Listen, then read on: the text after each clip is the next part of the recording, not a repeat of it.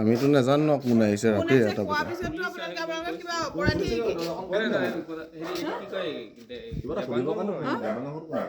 দেবাংগ থাকে আজি নাই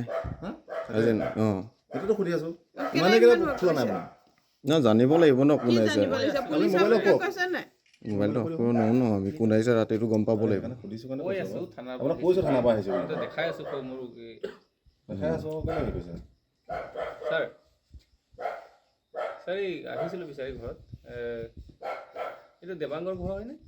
দেবাংগৰ দদায়েকৰ ঘৰ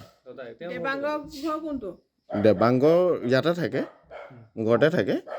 কিন্তু এতিয়া নাই আজি নাই অঁ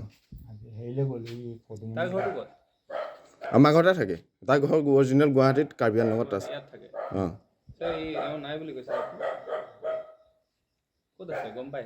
ক'ত আছে নাজানো এতিয়া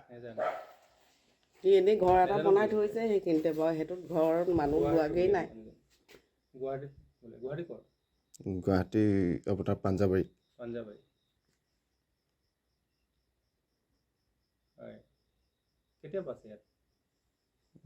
ইয়াত 2018 চনৰ পৰা মাজে মাজে আহি থাকে সদায় নাথাকে খালি 18 চনৰ পৰা ইয়াত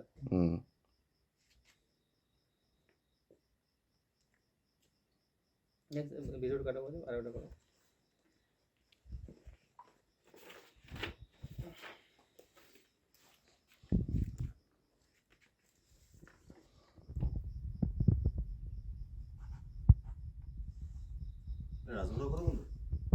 কোন ৰাজু চিনি নাপাওঁ ঐ ৰাজু ইয়ে ৰাজু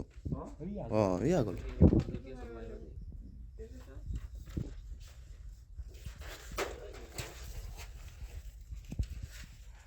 আপোনালোক দিনত আহিব লাগে ৰাতি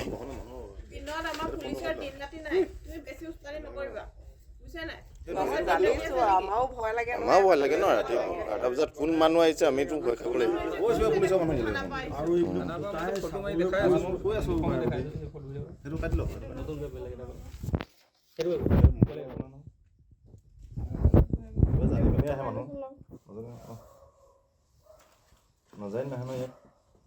ঘৰটো কাৰ হয় এইটো দদায়েকৰ ঘৰ আপুনি এতিয়া মানে হেৰি দেবাংগ সৌৰভ গগৈ ইয়াত থাকে আপুনি কোন হয় কি নাম আপোনাৰ দিন গগৈ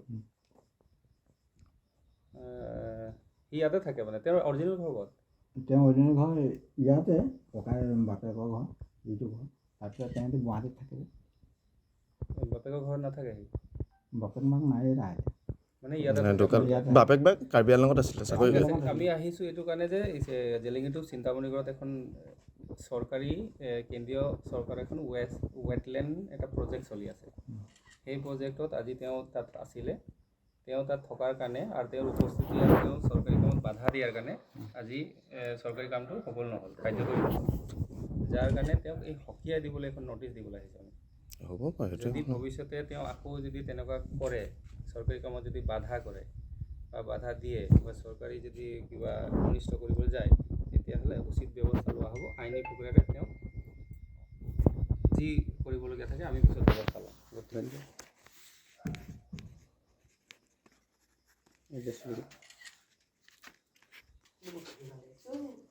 এখন নটিচ ঠিক আছে দেখোনতো আমাৰ একো প্ৰব্লেম নাই ন খালি